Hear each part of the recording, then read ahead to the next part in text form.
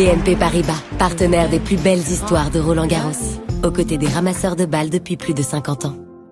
Bonjour Gaëlle, donc j'ai entendu dire que tu as l'initiative de la Tribune Bleue, ce groupe de supporters qui supportent les joueurs français. Il y a 1 an au Portugal, tu as pu discuter avec eux. Comment s'est passé ce moment? Si tu peux nous raconter un petit peu. Et j'aimerais savoir aussi ce que ça apporte ce qu'ils apportent comme énergie sur le court pour un joueur de tennis. Et si tu as hâte de les voir aussi sur tes matchs sur tournoi. Tu me donnes beaucoup de crédit, l'initiative. Je dirais pas ça, mais je trouve ça vraiment bien d'avoir des jeunes qui viennent, qui parcourent le monde pour supporter les joueurs français. Je trouve ce qu'ils font, je trouve ça vraiment cool. Et c'est vrai que je les ai vus à Estoril et on avait eu un bon échange et je les avais félicités parce que je trouvais ça vraiment cool.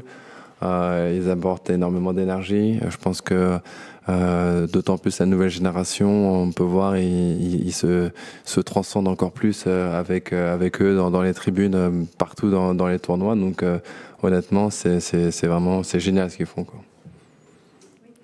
Bonsoir Gaël, juste ici. Une petite question sur l'arbitrage. Roland a fait le choix de garder les juges de ligne. Coco Gauff, juste avant, nous disait qu'elle était plus Gen Z et qu'elle préférait la nouvelle technologie. Comment toi tu te situes dans ce débat? Merci. Mais j'ai posé la question hier en plus parce qu'il y avait les chaises, donc je savais pas trop. Donc au moins tu me confirmes qu'il y a les juges de ligne. Donc je savais pas trop. Honnêtement, forcément, je suis un peu un ancien maintenant, donc on aime bien les choses un peu à l'ancienne, on va dire. Donc c'est cool d'avoir des juges de ligne parce que voilà, j'ai grandi avec des juges de ligne, j'ai toujours joué avec des juges de ligne, et là c'est vrai que depuis peu de temps on va dire le live tout le temps, donc j'aime bien de temps en temps aussi, on va dire les anciennes recettes. Bonsoir Gaël. C'est la dernière de Richard Gasquet. Comment tu te sens à l'approche et qu'est-ce que tu lui as dit? Est-ce que tu l'as vu? Qu'est-ce que tu peux nous dire un peu sur Richard? Je l'ai croisé juste avant qu'il vienne vous voir et tout. De toute façon, on se parle tout le temps. Et c'est plus qu'il s'amuse, quoi. Qu'il s'amuse. C'est son dernier. Ça va être une fête pour lui. Ça va être une fête pour lui. C'est son choix, donc. Forcément, je pense qu'il est d'un certain côté content et soulagé. Donc, en vrai, il n'y a pas grand-chose à lui dire que comme les deux autres, Gilles et Joe, c'est de se faire plaisir et je pense nous faire kiffer aussi une dernière fois, quoi. Salut Gaël. Ça fait déjà quelques années que tu dis que sur Terre, maintenant, c'est là que c'est le plus difficile pour toi, parce que physiquement, forcément. Est-ce que je me trompe si, après ton début de saison qui était exceptionnel, et finalement, à la terre battue, c'était peut-être juste un interlude pour être au mieux à nouveau sur les surfaces plus rapides après? Ouais, c'est sûr, terre battue, c'est très compliqué, honnêtement, très compliqué. Du coup, j'essaie de m'accrocher un maximum, on va dire, dans les matchs. Et honnêtement, je suis content. J'ai fait ce que j'avais à faire, on va dire, maintenant, et j'espère gagner encore un match. Et après, on verra l'année prochaine. Bonjour Gaël, si jamais ça va plus loin qu'un match justement, est-ce que toi aussi, comme Arthur Fils, tu as envisagé le calendrier de samedi notamment? Est-ce que tu penses déjà à la finale de Champions League et à une éventuelle session nocturne? Et même si c'est pas le cas, comment tu la sens cette finale et comment tu la vis toi? Moi j'y pense bien, mais pas pour les mêmes raisons qu'Arthur. Parce que je sais où je serai. Et du coup, je sais pas, faut pas trop parler, mais dans ma tête, je pense que je sais où je serai. Et donc du coup, ouais, ça va être bien.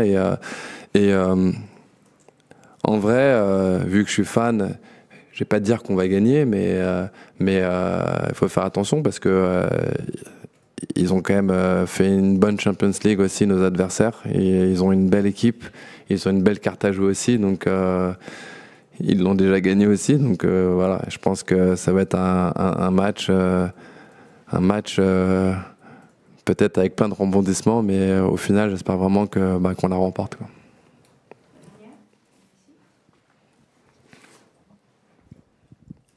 Bonjour Gaël. Tout à l'heure, tu parlais que tu évoquais le fait que tu étais un athlète peut-être de l'ancienne génération. Pourtant, tu utilises les codes de la nouvelle génération. Tu es très présent sur le numérique. Tu as tes propres canaux de diffusion. Tu es ton propre média. Tu fais des vlogs.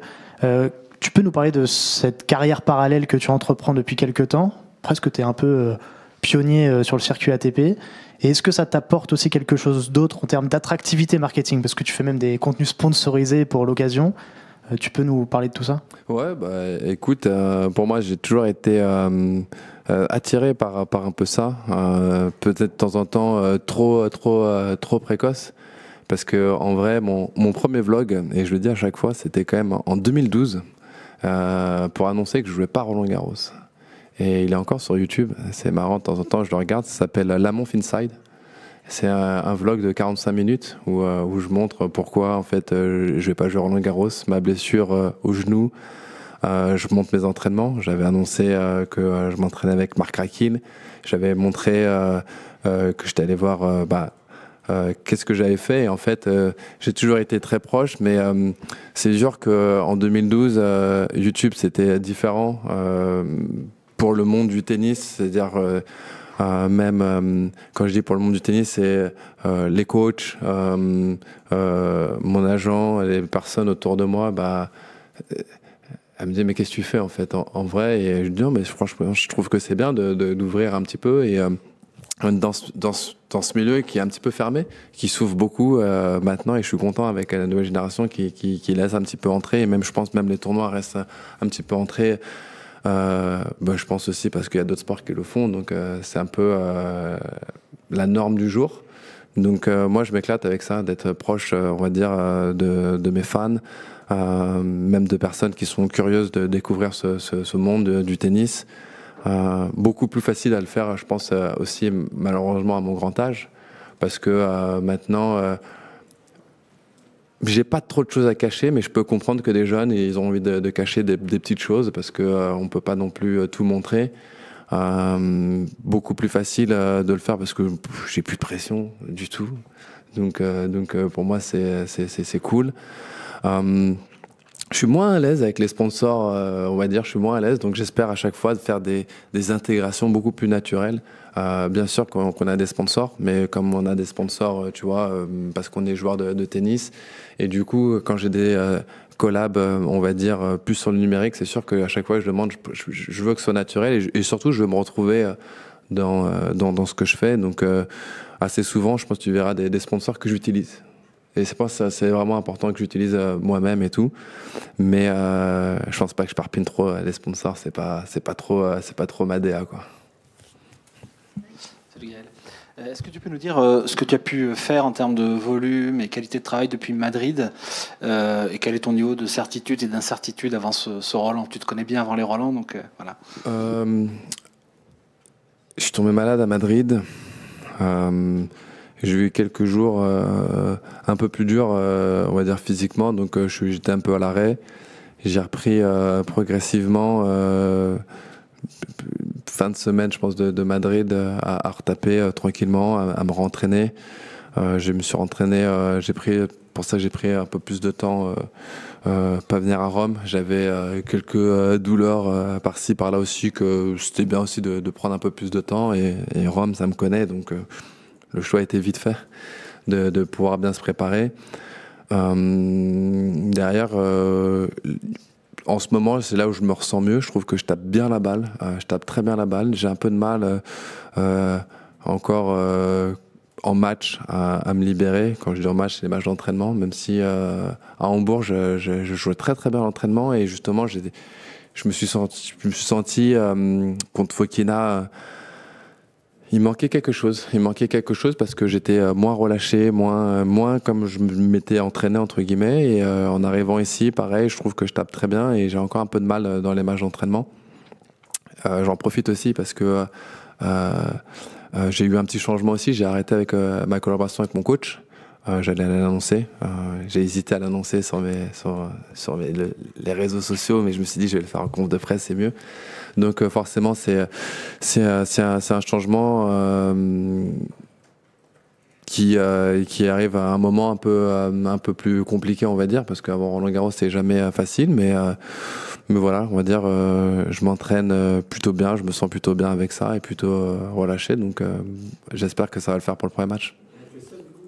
Ouais, je suis seul avec mon physio et comme à Indian Wells, après je suis pas vraiment tout seul. À Indian Wells, il y a l'entraîneur de ma femme qui me donne un coup de main pour cette semaine, quoi.